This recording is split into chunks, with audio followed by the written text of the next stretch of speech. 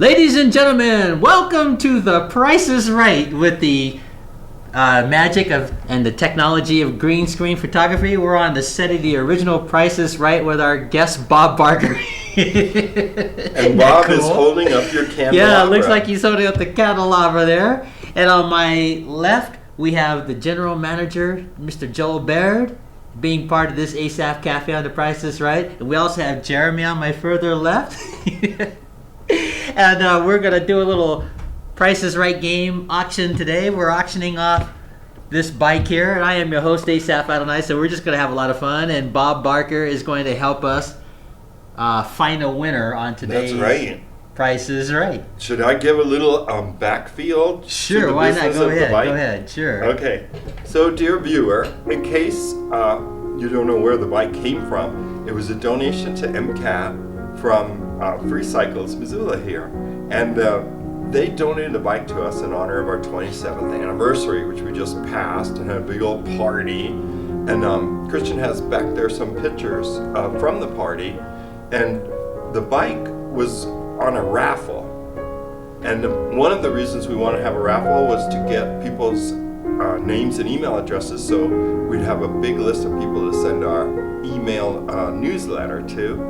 But it's time to make good today on the raffle. Somebody's got to win this bike. Right. And before we go further, Jose, come on down. You're the next contestant on The Price is Right. Come on down. Oh, come on Jose down. Yeah. And I want you to stare right behind. He's got a place for you, Jose. Stare right here behind Jeremy and. You can sit right here, actually. No, I want him to stand. He'll be on. No, come in more. Yeah, so he'll be on there. Right there. Oh, right but there. You don't want him to cover your sign. Okay, back up a little bit. There, right there. Oh, that's perfect. Okay, now we have our first contestant on The Price is Right, Mr. Jose Van Smith. And he is the president of Right Now Television. We got him on The Price is Right, too. He's sitting in with Bob Barker and myself. Looks like his hands are on my shoulder, too. Yeah, we couldn't leave you out of this here. We're auctioning off the bike today, so you have to be part of this. It's a raffle. And we got a raffle. Somebody's got to win. I'm hoping to be that winner. Well, we'll find out. That's why I called you down. So Jose is our first. He's our first contestant of The Price is Right. I love it. Well, it seems like he should win something.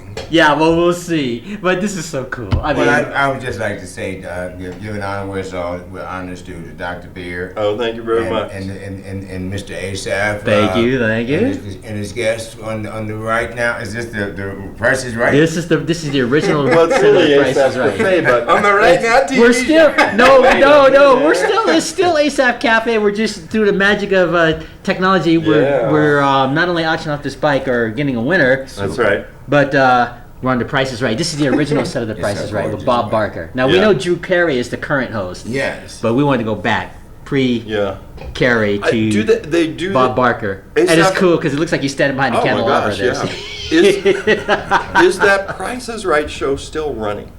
Yeah, it is, but it's with Drew Carey. Yes. It's still right. It's still on. It's just Drew Carey is the current host now. And it still has the same concept. Yeah, it's the same concept. Nothing has changed. Consumer goods. Yeah, they show us. And it's your job to guess as closely as you can how much that might cost. Right. So how do we want to do this? I would venture a guess at about say about $10,000. Oh, are you guessing on the bike? Yes. Okay, Jeremy, you want to try? How much it's worth? Yeah. The bike? Yeah. When was it going to come out? I don't know. The Price is Right. What I know about this bike is that it has these beautiful paisley fossil-like. $800. Okay. Asaph, you care to make a guess on the street value of this purple Townie bike? All right, I'm going to say, and it's an older model, right? It's an older model? Yes, I believe so. I'm going to say about $400. No, I'm going to say 500. You were 8, you were 10,000. I'll say 500. You're 500. Is this an auction? Are we auctioning? No, it's really a raffle. Oh, for it's the just raffle. We got down this Price is Right rabbit hole. Yes. And we've got to pursue all the carrots. Okay. I concur. The winner, hypothetically, but not actually, would be you, Asaph, because it was donated to us by Free Cycles, Okay. and so it actually cost MCAT absolutely nothing. Oh, then that would make me technically Yeah, the you were winner. close. Okay, well. You just told me that too, and I was like, wait, I thought you were just. Details. Yeah, wait, details. I've got to scream. Ah! I won! Ah! Thank you, thank you! Yeah, I gotta go. Ah, I won! Okay, who's gonna be the real winner of Right. this? So Yes. this is how we're going to determine the winner. There were 1,216 entries to win this bike. 1,216 entries. Yes. So what I'm using on this tablet, I don't know if Christian's back there to zoom in on it. Putting it right where my head is. He might have left. Anyway, oh no, he's there. This is a bona fide website, which is called a random number generator. Super. And you can set the parameters for your random number generation. But now, I need someone on the show to pick a number between 1 and 5. Okay. Or you want to do it? Now let Jeremy do it. 5. The max. Okay. Okay. So, 3. well, no, Jeremy gets it with 5. Oh, okay. So what I'm going to do, this tablet will randomly generate a number between 1 and 1,216. I'm going to press it 5 times. Yeah. That number, that 5th number, is going to correspond to our spreadsheet. Yes. Every entry on the spreadsheet has a number, and that's going to be the number of who won.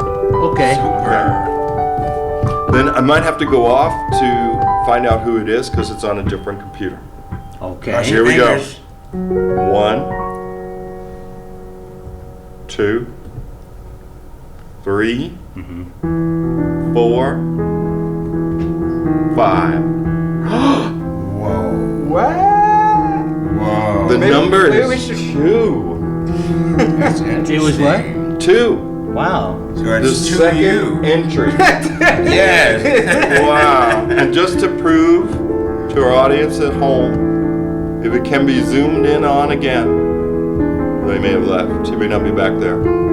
Well, Yes. you guys Oh, I can are see it, number 2, yeah. unbiased. Okay, yeah. It just say number 2. Yeah. The So- random generated number for win this beautiful purple Townie bike Right. is number 2. So should I sneak off on this shot and find out who it is and come back and tell you? Yeah, you Okay. can do Sounds like that. a winner. Well, we're on Winner. that shot right there. Can you make it? Yeah. Okay. And get right through the bike. Right. Okay. Jose, thanks for being part of this Oh, here. it's a- This is it's my part of pleasure. yeah. And that was the original host, Bob Barker. He was the Yeah, original you know, host. it looks like he's right here. Yeah, I know. That's the fun magic I'm impressed. Yes. of green screen technology. Right. So it kind of looks like we're all on The Price is Right, actually. And this is probably the closest you and I and Jeremy will ever really be, because if you were on The Price is Right for real, the odds of that would be pretty slim. Well, I would be just as equally enthralled. So This is great. it I'm looks really like you're impressed. hotnabbing with Bob Barker. Yes. These are all the black people in Missoula right here. Yeah. You go for it. Somebody's gotta say. Yeah, that's right. Hey, Whoa. that's cool. Yeah, there's Well, at there's- least we have some diversity here. Yeah. 3 You know. blacks. Right on. 3 coins and a fountain. There you go. I seen Christian go like this. All right, I heard that. Way to go. Beautiful bike. And the that color is. purple. Yeah. It's a purple bike. Purple Yeah. rain. Do Oprah Winfrey proud, So, Yay, I like the dollar sign slide off there Oh, too. yeah. well, we have a winner.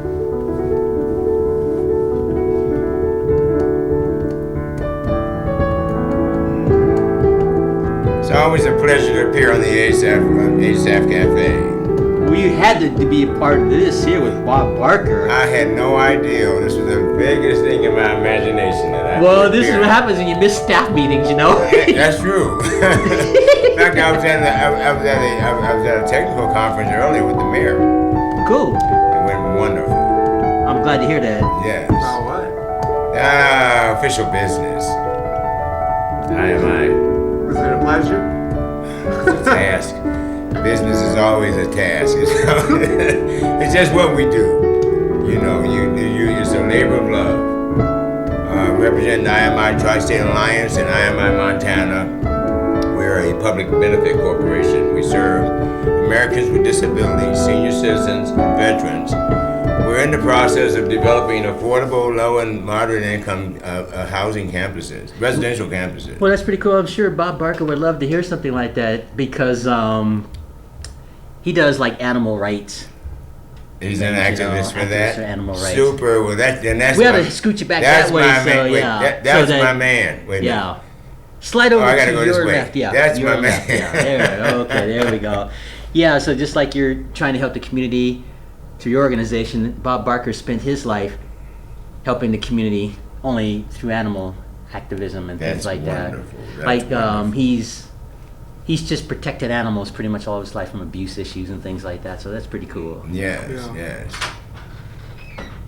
Okay. Okay, our general manager is. It's time for the drum roll. Yeah, right. I don't want to upstage anyone, but maybe I'll be right here to announce the winner. All right. The winner is Grant Sarese. And I just emailed to Grant, told him to give us a call. Oh, you emailed him just now? Yeah. Well, you can look in that camera and let him know he's an official winner, too. Yeah. Grant Sarese, Okay. you are the official winner. Call us at MCAT 542-6228 to claim your prize. Yeah. Congratulations. All right. Marvelous. Well, I'll relieve you of the bike. I feel like Pee Wee Herman. I'm going to start a paper route. There you go. There you go. Wow, that is a lovely bike. All right. Well, we got about 15 minutes left. We'll just do a half-hour show. You might as well just have a seat, Jose. And Well, I do have yourself pressing other issues, but I'm I'm glad to be part of that. All right, Thank you, Jeremy, sir. you just keep me company Wish- for the wish rest you all of the this. Back to business. Asaph, thank you so much Thank for you for, allowing us to invade your show with this news. Please, this was my pleasure. And for being my couch mate. Of course. And Jeremy, again, it's always a pleasure to see you. Of course. You have a great day. We'll see you around. Thank you. All right, Christian, we can put it back on the original. You can just come and join the remaining 15 minutes if you want. Yeah. Yeah. All right. I'm going to sit right here now. Yeah, okay. Now we got to get two white guys. Bob Barker. I don't know why I said that. So it's... And on my further left, we have Mr. Christian Ackerman. And we'll just conclude this version of Asaph Cafe. We've already got our winner. So yeah. And we can just hang out with Bob Barker for the remainder 15 minutes that we have. Hey, Bob. Hey, Bob, yeah. Bob. Agent Bob backwards. B-O-B Agent spells Black Bob, wearing see? black. Yeah. Yeah. I am Agent Hyphen. That's what it looks like. Wearing black. See? Perfect Where's song. the man who Agent Man. I always thought as a kid, I thought it said like Asian man. Not just mean as a kid, just innocence. You know, I just thought, oh, why are they saying, oh, okay, that's cool. And people laughed at me, and then I realized, no, it wasn't that. So yeah, very embarrassing.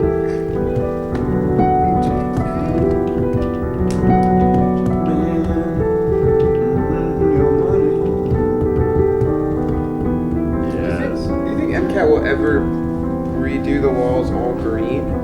I don't So know. we can do like... I don't know if they would, but because of the thing of them going to the library. Oh yeah. Yeah, that's right, so they that's might right. do something cool there, you know. And soon I do see some technology kind of happening right now that where some people that they don't need to necessarily use green screen anymore. It's starting to get that good. So Yeah. Oh really? What are Yeah. they using? nothing. I think it's just like it uses absolutely nothing. It's like a camera. I don't know exactly. I'm not the one to ask. I've just seen tests. I think that like DaVinci Resolve. Yeah. Like that they like automatic. Yeah, automatically like cuts out who you need. It's kind of the same kind of really basic technology like if you have an iMac and it has the built-in camera and you can put yourself on a roller coaster and you don't necessarily have a green screen, it's just your office behind you, Yeah. it can cut you out kind of. It's kind of like that kind of, Yeah. but better. And they're working on it. So That's cool. That's yeah, like so much soon, easier. who knows? By the time MCAT's in the library, maybe that's what technology will have. I have no idea. That's like, yeah, it's like I knew a guy who went to school for masking and animation, and I just watched him for hours just sitting there, like Doing the rotoscope. They still call it rotoscope, I think. Yeah. Even though it's like based off an optical for like trade. 30 seconds, he'd be in there for a week. Yeah. Just cutting. I know there's a great thing on the Peter Jackson's special edition King Kong. Behind the scenes, it shows these guys doing that, the rotoscoping digitally, and they say, "Oh, this shot's not so bad," and they look at it and like, "Oh, there's all these plants and like ferns and stuff," and they have to rotoscope over those leaves and everything. Just whenever Peter Jackson would move the camera off the green screen, off the set, it's a crazy job. That's patience. Yes.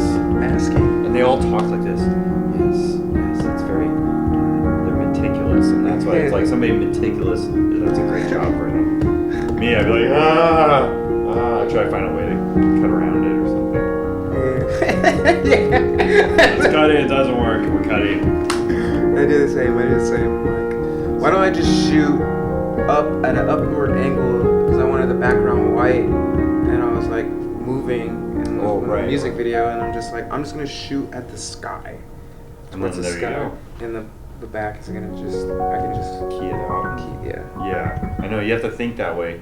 That's why I always try to teach kids. You have to think like ahead almost, like, and then you hope for a happy accident too as an artist. There's so many happy accidents. Yeah. Well, why don't you guys talk about your projects, your latest projects, if you want to? Sorry, we got on this tangent. No, it's sorry. I was just playing away while you were talking. Yeah. But like you're still doing your videos and things. Mm-hmm. Yeah, and you're. I'm still making I'm actually editing a mini series called Grid Street right now. Mm-hmm. It'll be a 3-part, and it'll come out. The first part will come out on YouTube for free, and then the other 2 will be they'll be available. The whole thing will be available on Amazon. So excellent. And then I'll show like the first one here at MCAT, but the rest of it we've been shooting at my studio, so we'll just release those ones later on. So for the public to look, and then later on everything on MCAT will be amazing. And then I'm writing a sci-fi pick right now. Oh, really? That's awesome. Yeah, so I just can't stop. I'm always like, and I'm acting. And yours inspiring because it was just sitting on the panel with you. We sat on the panel the other week. Right. Yeah. We should talk about that. That was really fun. That was The panel we're talking about is we just did MISCON 31, and Jeremy was up on a panel with John Illis, myself, Tim Nidell, who does a podcast called Saturday Morning Rewind. John Illis does, he has a production company called With the Cause Productions, and he's doing a movie called Saving for the Day. And then Jeremy was on the panel, and it was a panel about independent distribution, basically. And on half of a panel, and then the professional side was on the yeah, left we were side. split, and I moderated, and then me and John took it from the ways, because we've gone through distributors other than our self distribution, and then we talked to yourself and Tim about self distribution, because Tim's using iTunes and all that kind of stuff, and he talked about how he uses Podbean and things, little tools. So we were on this panel and we talked about that. And sorry, I just wanted to let him know. No, that's good. But but you were saying something about it was inspiring to hear everybody or something. It's when I first started making films, I didn't really know I was wanting to make films until 6 years ago, and that's right when I got out of service, and then I was I don't know what to do, and then I was I like movies, but I wrote a lot of scripts and just wrote. I was a writer, and and that propelled into picking up my phone camera and starting to shoot with that, and then here I am sitting on a panel, and I'm at Miss what do I know? What do I know? But then the Lord, He's oh, this was always my passion, was always creating something, whether I was drawing, whether I was doing whatever, and I'm oh, this is what I've meant to, what I was made for, you know. And first starting off, like, okay, you start off and you just fail, you know, and like Right. Not being, your theme was like not being afraid to get it out there. I think we share that common theme. everyone. I looked at some YouTube videos of some like great people who are successful, and they say don't chase money, you know, chase, you know, do what you love, and you know, in the word obviously it says chase God above all things, which is Right. I would like to think that there's you know, He is what you love, Right. You know, and it was amazing because all of them were like saying the same exact thing that we're talking about. Exactly. And like when I watched these videos when I was like down and like depressed and just trying to be inspired, Like we call that creative depression. yeah, motivationally, like I watch these videos and I'd be like, oh, that's never gonna be me on that stage talking about whatever. But And then here you are. so, yeah, and it was like, you know, and this is like, it's just gonna keep getting bigger and more, and like I watch your Instagrams and I'm just seeing you like, and I'm meeting other people, and like, you know, before I was like closed off in my little box. Yeah. And now I'm like, okay, like. Well, this could be a good platform for both of you to talk about your projects while you're on the show here. We're Yeah. just goofing off anyway. I'm so sorry we're talking. No, that's Yeah. fine. I just wanted to hear.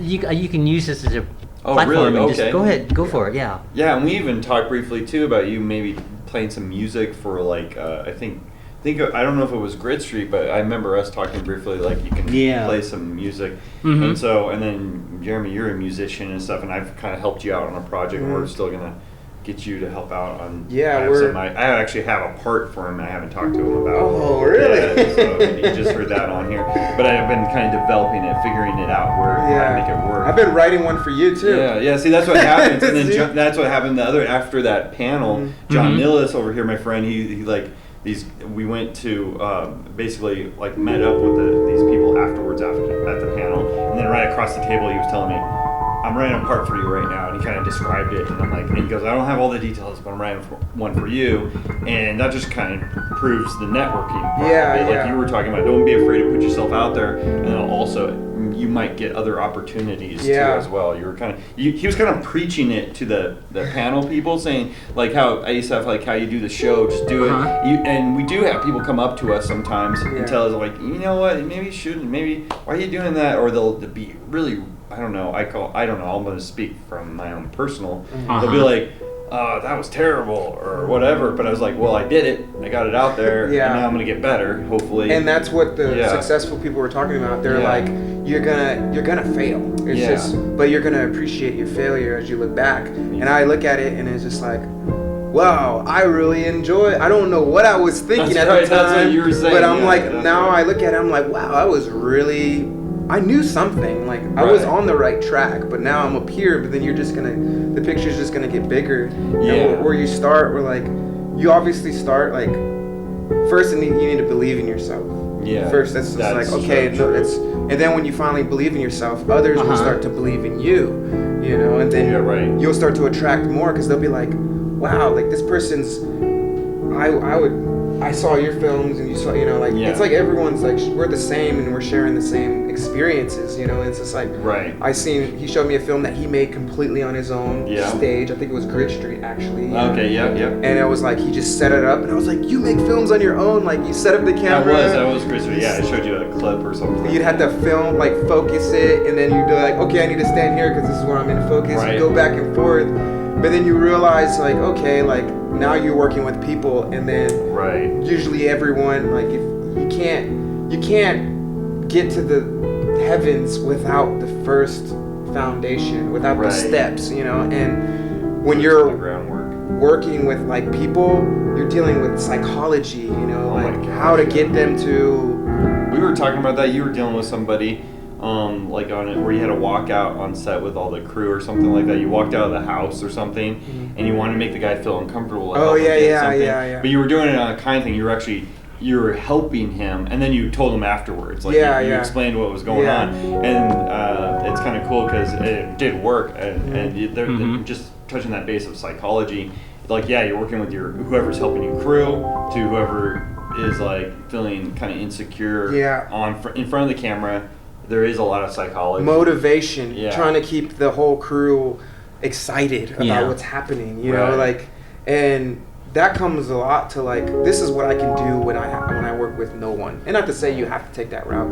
This is what I can do when I work with no one, and this is what it looks like when I can work with people. And just really just improvising like your style and being comfortable to be uncomfortable. Being comfortable to be uncomfortable. That's so true. That's why, like, I was telling some of the people at this panel, and too, when I'm talking to people, you just have to step out. Yeah. And that's totally a good way of saying being comfortable to be uncomfortable. Just step out, take a risk, and put it out there. Even if you know it's not quite ready, but you have it, maybe it's the only thing you got to express yourself, or to get that art out there. And yeah, you have to put it out there because amazing things could happen, and that kind of happened with me with my Wisconsin Project X, like I was sharing about, which I was like, what? And it got distributed by some person from Midnight Releasing, and it was like funny. I was like, I made this in my backyard with friends, and I'm glad I put it out. I was just putting it out for my friends, and then lo and behold, that confirmed like you are on the right path. And there was one time too, going back about like what you're talking about, that creative depression, and it also goes in what we're talking about right now. Is I was doing I was making a movie called Catastrophic Denouement.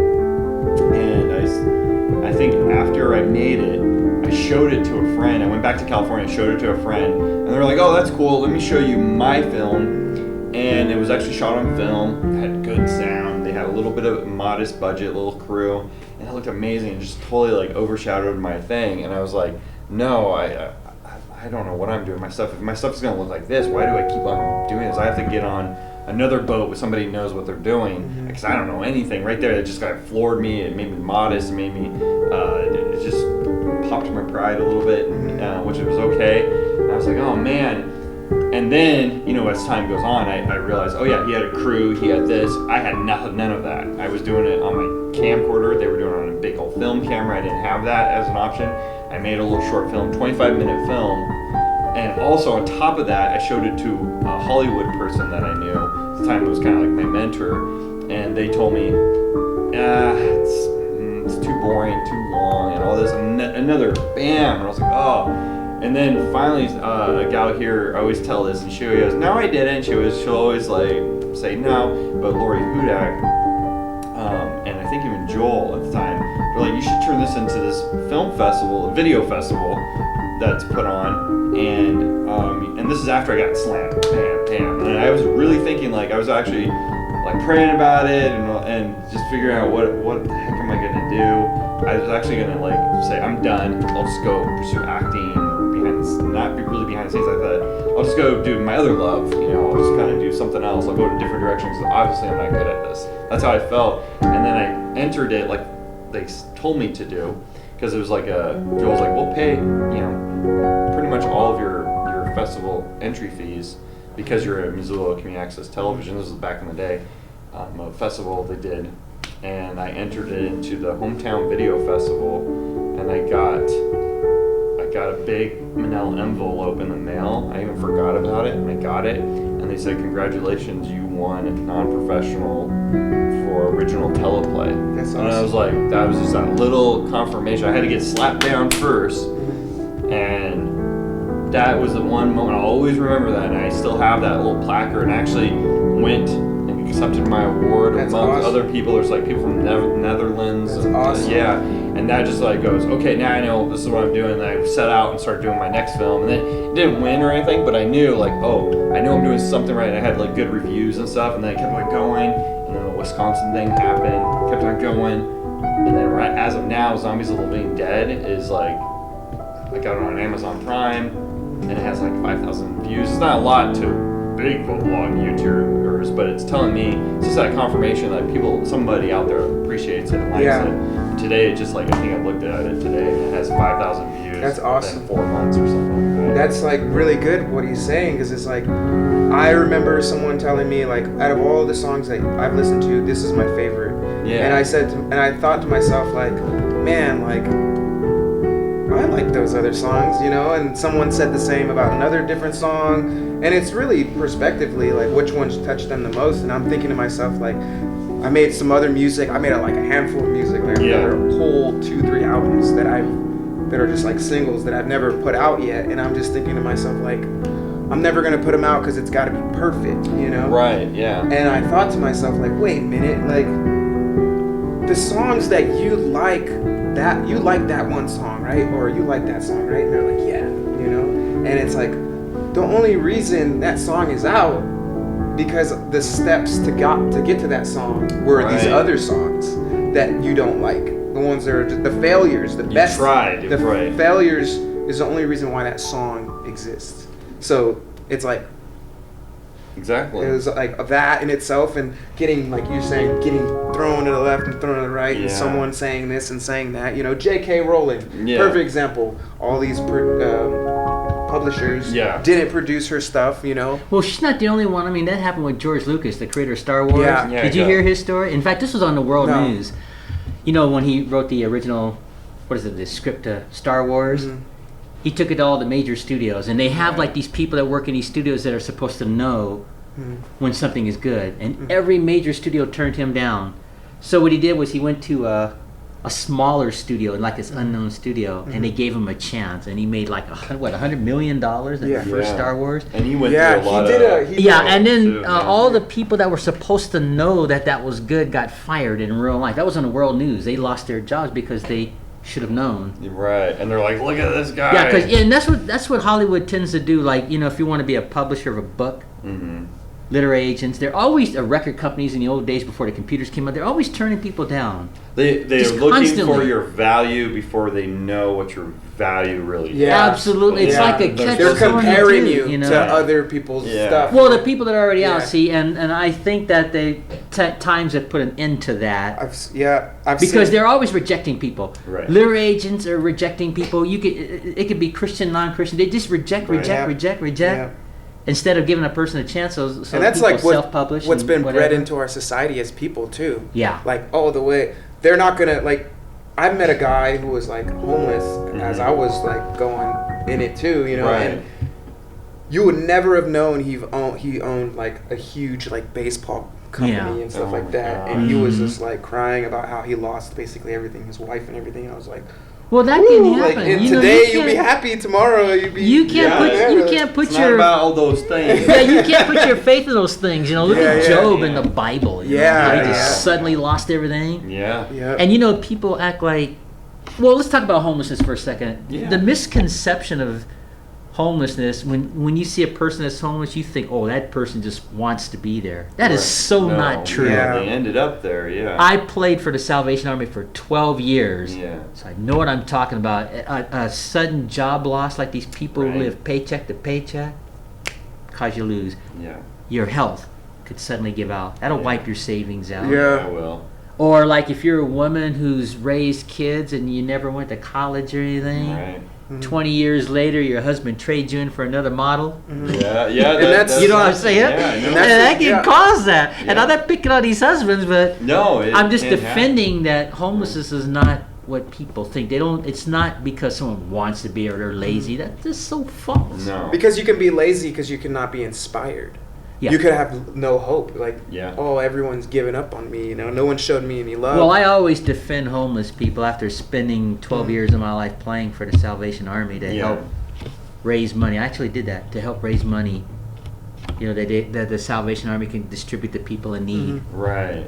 See, I think the biggest gift is, like, for homeless people or anybody, when you're saying that they have no hope, nobody's giving them hope. Yeah. They're saying, oh, look at you, you're always going to be on that bottle, on that substance that you're hooked on that got you there, or you're always going to be there because that job fell through and you're not doing anything. The best gift we can give, like I always see these Facebook postings, I love when like there's a guy he's a barber and he'll go and pick a homeless person and he'll and give him a haircut, or somebody will like treat him really nice and take him somewhere, give him a ride somewhere, or give him a meal or something like that. Right. I think there's more value of giving somebody value. Value is the biggest gift giving you them can hope. give anybody. Even now, if you give somebody a value and it's something little by saying, Yeah, like a haircut. That's giving value. And you see those guys, they look at themselves in the mirror they'd with be their haircut, and they're like, oh, Right. I can go get a job Yeah, now. yeah. Or I can go walk somewhere and look great and not be embarrassed that people are looking at me.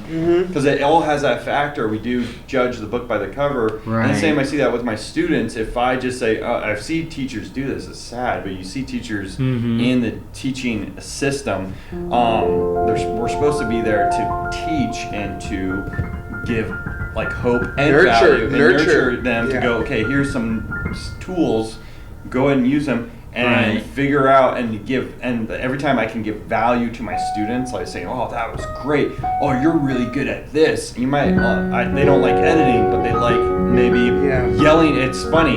It might be just, they're not good at any of the technical parts, but they love this stuff for some reason. They're in the class, they love it, but they're good at like organizing, getting things moving, and yelling at people. I'm like, you're my project manager. And right when I name them that's giving them a value. You're giving them a name, a title, and I think that's the biggest thing you can do. Yeah, and one of the scariest things that I've realized was like, oh, I went through all these traumas and it's everyone's fault. And now, like getting older, I'm like, oh my goodness, and like. No, see, I don't think job. it's people's fault when they're homeless. I have to disagree with that too. No, I'm saying like. No, he's just saying the like as far as like. When I grew up, I was just like, why don't these people love me, you know? And now I'm in their position. Now I'm as old as them. And now I'm like, it's up to us. It's up to what's in myself to love others. And I'm like, oh my God, like, it's scary because it's like now you're responsible to like it's up to help you to someone give else. that value. And we all have it. We all have it. Yeah. We all have it. And well, you know, the New Testament talks about if it's within your power to help someone and you don't. And that could just be giving them the time of day. Exactly, to listen to them. To listen to them, right. I do that all the time. Sometimes even like, I find it even with my kids too. Like I'll be tired from work. I've gotten up at 6 a.m, plus probably haven't had any sleep the night before because I was at working, or I get out of like whenever I get out of here late, there's still an hour commute. I have to get somewhere. I have to run errands afterwards, and then I'm pooped.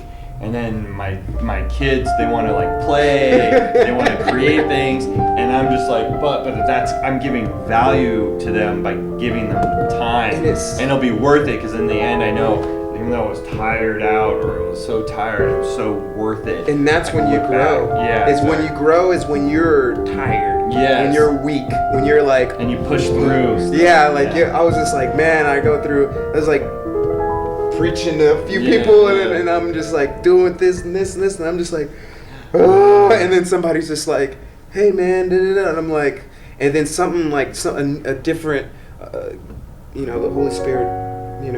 Something more comes out and it's just like, yeah, I can help you, and then you find that extra strength. You're like, what the? Yeah, it's like it kicks in something like the extra wind kicks in, or you get your caffeine or whatever.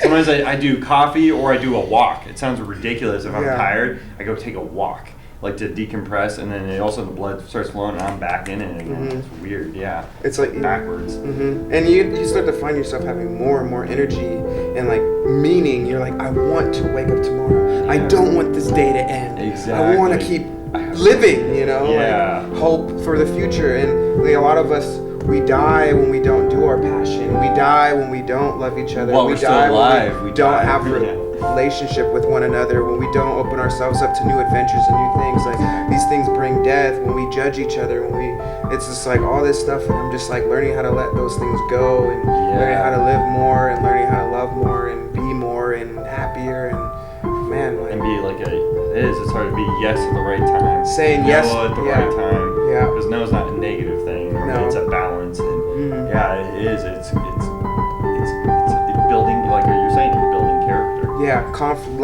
And you're helping them out too.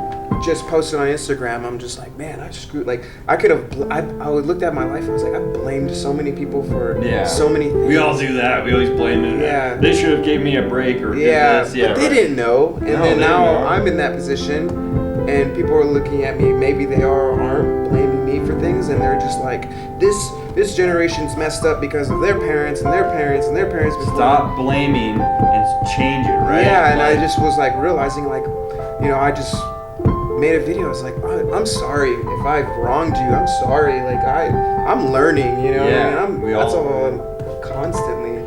And I went and got pushed around left and right, you know, until I'm like, no, you know. Yeah. Found the Word of God, and you know, I'm not trying to promote God, but No, I I understand, believe yeah. in, you know, and Well, I was doing some. I don't know if you guys caught any of the songs I was doing I while you were was talking. talking the whole time. Yeah. Well, when you see the tape back in here, I Okay. did a couple of praise songs. Or I was and, listening. I was giving value. I did by your listening. danger music too for your. Oh yes, I got that. Yes, I'm Agent Hyphen.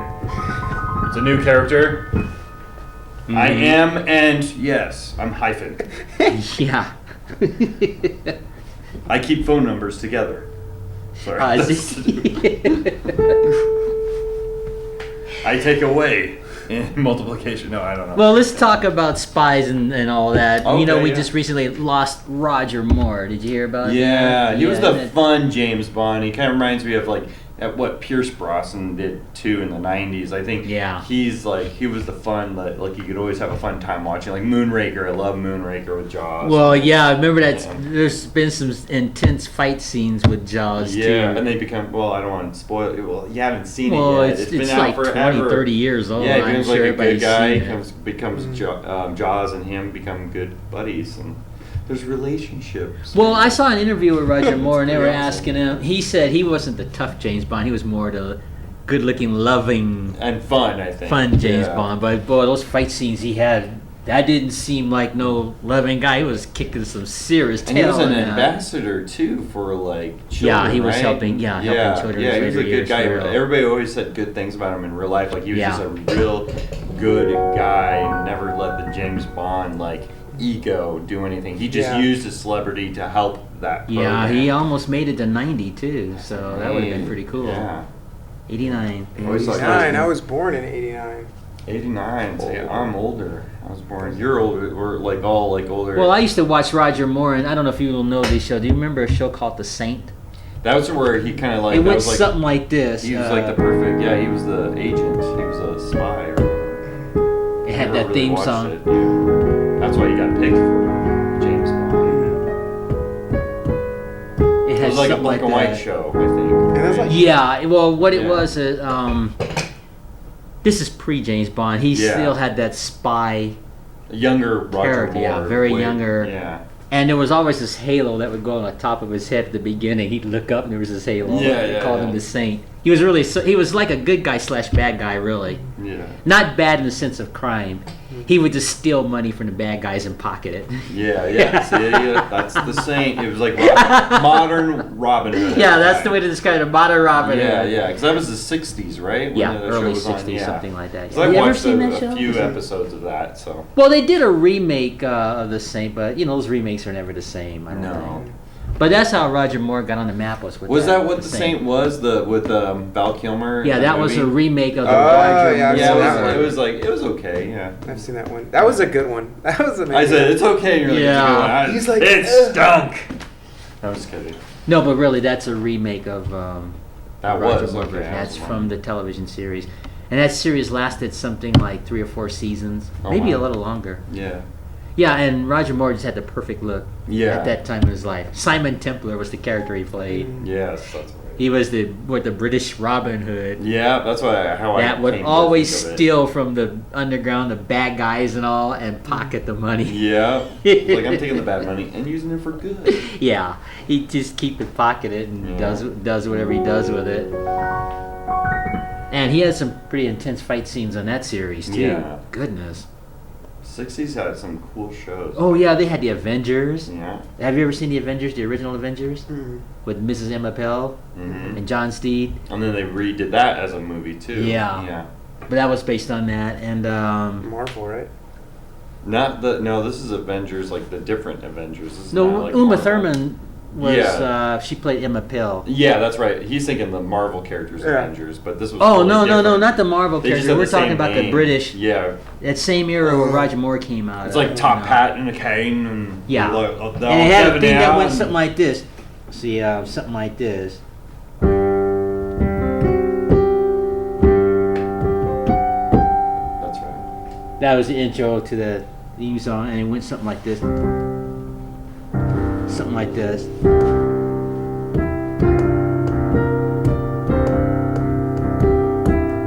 Something like that was their theme song. Right. That's way before your time. But I'm aging myself. I used to watch all those shows. I watched the Avengers and the Saint and all those shows when I was a kid. I caught up on cable when I was a kid, so like I would find out. And I remember where when they were something on was. regular television at that Yeah. time. They had a bunch of spy shows. There was The Man from U.N.C.L.E. I don't know if you know that. No, I don't know that one. And They remade that, didn't they?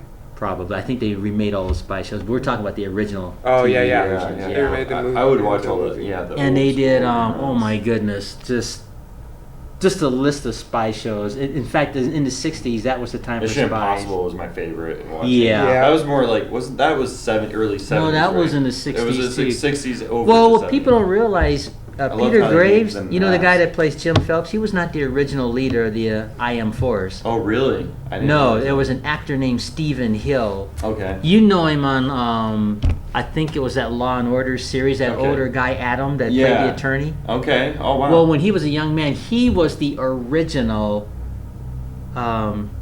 leader of the IM Force in the pilot. yeah, 'cause I They used to had watch like those. Barbara Bain still and Greg Morris and all the rest of the characters, but not Jim Phelps. No. It was Mr. Briggs. Good morning, Mr. Briggs. Yeah, that's right. Your mission, should you decide to I love accept those it. as a kid because I didn't know they were old shows. I was Yeah, they're all watching old everyone. television I shows. didn't realize it because I always tell people. I remember I still vividly. I don't know when. But I remember seeing a special on Disney, Okay. and it was it was in the 80s, and it was a Disney like anniversary special, and they would do a television show right there from the park. And me as Right. a kid growing up near there, I had to be at the park, so I could relate to it because I was like I gone to that park.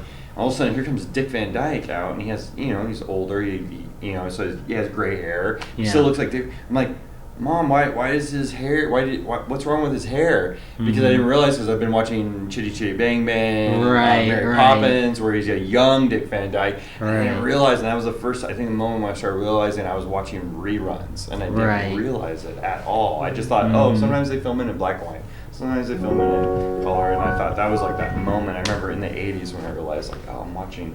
Yeah, Dick Van Dyke did a lot of those. Well, he wasn't the only one. He did those like Disney movies. Yeah, I did a ton. Yeah. Yeah, there was Julie Andrews. There was Chuck Connors from The Rifleman. He was Yeah. involved in some of those. Yeah. This is way before The Rifleman, I think. Yeah. You know, there would be a lot of people that did those kind of shows. Yeah, they did, and that was like awesome too. And I would just catch the reruns because they would do a Disney on Disney Channel during cable, and cable was like brand new, cool. Well, let me think. They had billions of channels. Do you have a favorite of those movies? like the old school? Yeah. I would say Mary Poppins is probably a fun one. I'm gonna agree with you on that. She was was Poppins. practically I can watch perfect. that. Yes, I can. Well, as a special effects guy, I love Mary Poppins. As just a movie, the story about the father, like we were talking about earlier, like how the father figures out, he goes, oh, I have these children here this whole time, and it's that beautiful song, Feed the Birds. And he's walking through those beautiful matte paintings into the town. He's just got fired, yes, and but it's not that he's just got fired. He's realized the kids he has, his family that was right there, and he was always overlooking. So at first you see him at the beginning, he's just like unaware of his kids, unaware. Let's just have Mary Poppins come and take over and be our child sitter and not be aware. And all of a sudden it was like he had to realize his son gives him like a coin or something. I have to watch it again. Now I'm gonna watch it tonight, and it's amazing. There's that he does the walk of realization of like, oh, I have this family. He's more sad that he never was there. It's really good. And I forget the actor who played the father in that. I had to look him up. Bed Knobs, the Broomstick, and he was on a ton of Disney things. But he was a great actor. And Well, Disney had quite an imagination. Snow great. White, and Yeah, going back to the 1930s, and oh gosh, all those other movies that Disney has done. The originals were. But I like the about. metaphors they use, like feed the birds, feed the birds, like right here, Tuppence. It's that thing where the lady, we're going, say I'm bringing it back to value. See, I'm a teacher, so I bring this back to the theme. Like we're talking about value, and that's what Mary Poppins is about. It's about value. about what you have right in front of you. And that lady who's like in the dirty clothes, the homeless lady, she's feeding these birds, and she's feeding them. And really the song plays that the father needs to feed and nurture his kids, the family. But really, watch that movie in that kind of context, and it's like, oh, I get it. That's the between the lines, and it's pretty. And now I'm gonna watch that movie tonight. I'm like sold myself on it. Sold myself. Watch Mary Poppins. Mary Poppins. Yeah, there you go. And you Great know special what, effect guys? movie, An too. hour has almost Oh gone my up. gosh. See how quick that went? Any final things you want to say, Jeremy, before we sign off? Oh, it is all about God. And Yes. I'm working on. I just got to finish with the album. Yes. And I'm working on the third to the last. Jeremy, music where do we video. go? Where do we go to find your album? Jeremy Shines. JEROMIE. Oh, okay. That's spelled that way. Okay, say it again. Shines. SHINES. Like the sun shines. Facebook, Okay. Instagram, YouTube. YouTube. Cool. Jeremy And people Shines. watch. And what I'm going to do is I'm going to ask Laura if she'll put this on next week instead of waiting, 2 or 3 weeks from now. Right. Let's just preempt it and put it on next Thursday. Well, that's awesome. And Yeah. Google me, Christian Ackerman, or Fast Coast Productions. Just Google it. You'll find it. Fast Coast Productions. Or just Google my name, Christian Ackerman, and you'll find me.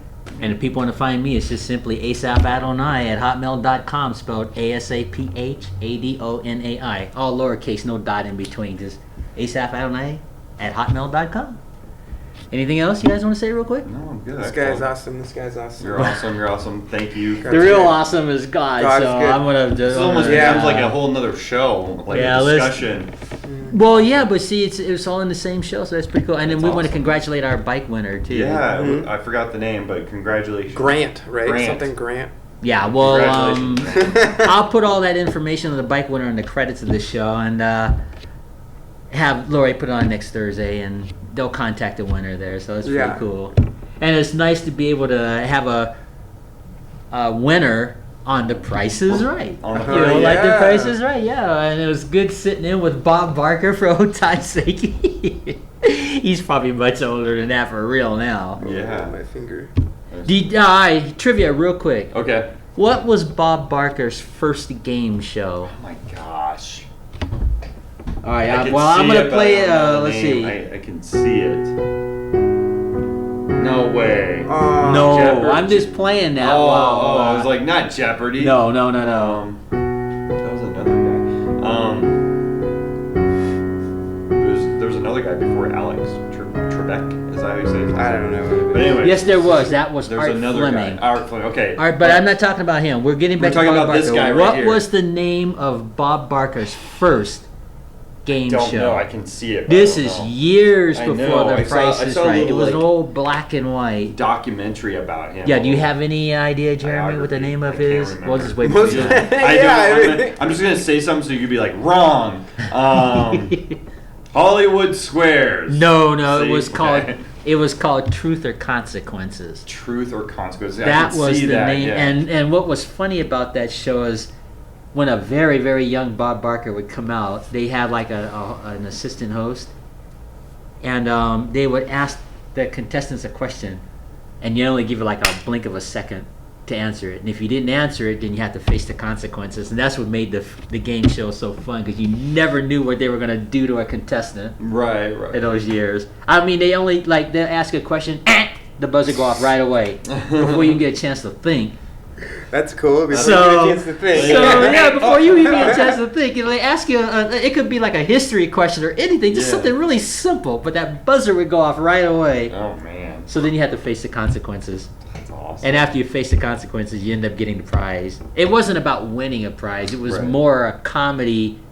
What's Bob Barker Gonna and the do to staff these gonna do poor- to these poor there, contestants? there was a like the shows in like Japan, because that's where I was like Mhm. when early in my life, and I'd watch these shows, and it's like they would all these contestants would be like 5 people would be on this like slide, right? This silver slide. You know what I'm talking about? Yeah. And if you get they ask you a question. If you get it wrong, the slide will start going like this, tipping, no. and they try to like they'll be holding on. Like, That's awesome. and they're Yeah, falling so apart. that kind of gives you an idea.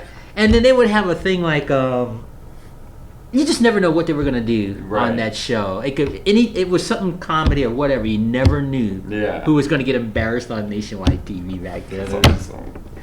But they always had a winner though. Nobody ever lost because they weren't Right. competing. It was just more comedy. But yeah, that was Bob Barker's original game, Truth or awesome. Consequences, and then he went on years later to host The Price is Right. I think he did that for like 30 years. A long time. You know what's interesting about like people is like if you pay attention to like these like, for instance, we were watching, I forget the movie with the guy who played Jesus in Passion of the Christ. Oh, Jim Jim Carvalho, I think. was- Caviezel. Caviezel. If you look whatever.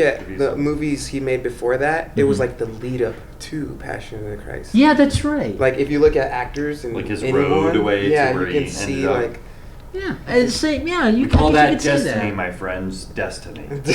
Either at or the will of God, huh? They always say like I was just in the right place at the right time, and it's destiny, my friends. That could be another topic for another show, but I believe in things like that, Yeah. and it makes you think there must be God behind orchestrating stuff like that. See, Exactly. just a thought, just food for I thought. agree. Yeah. Well, guys, we're out of time. Let me Alright, make bye, some final guys. acknowledgments. Again, congratulations to the bike winner, and thanks for Bob Barker sitting in with us, and thank you, Jeremy and Christian, You're for welcome. Yeah. you know, this is so fun being on The Price is Right, and we get to be on the 35-year version. See, Yeah, I see the big 3-5. This show was long. Maybe It it was was a long really show. a It just moment. seemed I like have to go because to the you know bathroom having. now. Yeah, well, we're signing off now. Oh, now I don't have to. So, I'm just kidding. Sorry. I'm sorry. I had to Maybe do a lose little my Steve train of Martin thought. there. A little Steve Martin. all right, well, It was it's- clean. I know. Well, Sorry. thanks again, guys, for sitting in with me, and Joel Baird, our general manager, and again, until our next show, Maranatha. It's like we should be talking. And there's that final chord. Will you guys make yourself at home? I'll shut everything down and make you guys a copy of this. All right. A copy of it? Yeah. A coffee. No, I'm just gonna- I gotta go back. Yeah, like I went when me and Nikki performed out in the streets. Yeah. Like I was like.